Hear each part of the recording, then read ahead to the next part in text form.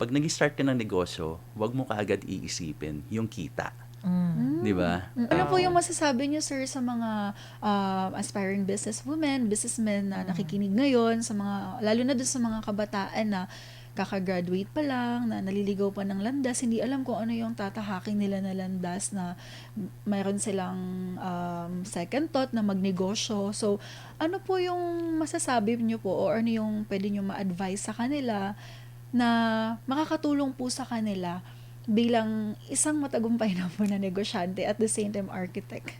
Yun nga, unang-una diyan kung gusto mong kumita ng extra, gusto mong magtayo ng negosyo, 'no, ta's meron ka pang trabaho, pagsasabayin mo, 'wag mong sisirain yung tiwala nung pinagtatrabahuhan mo. Kahit meron kang sariling negosyo, ibigay mo pa rin kung ano yung nararapat para doon, 'di ba? Kasi in return, susuportahan ka rin naman nila, eh. Kasi sino ba namang hindi may gusto na maiangat yung buhay mo, 'di ba? So,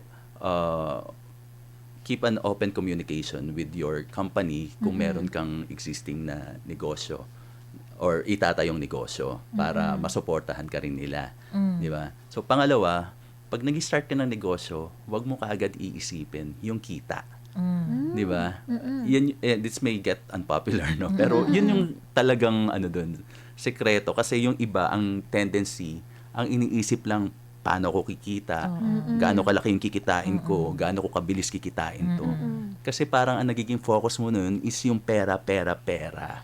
Ayun. Nawawala or nakakalimutan mo yung mas importanteng bagay sa negosyo, which is yung product mo and the services. Oo. 'Di ba? And ano yan, eh, kumbaga ako ang parang ang technique lang diyan is lahat ng ginagawa mo, do it in His service.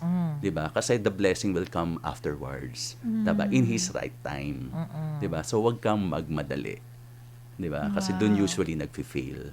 Yung akala mo, ba't hindi na kumikita, 'di ba? So isipin mo, kaya babalik at babalik doon sa pag nagtayo ka ng negosyo, kailangan yung passion mo nandun. Totoo.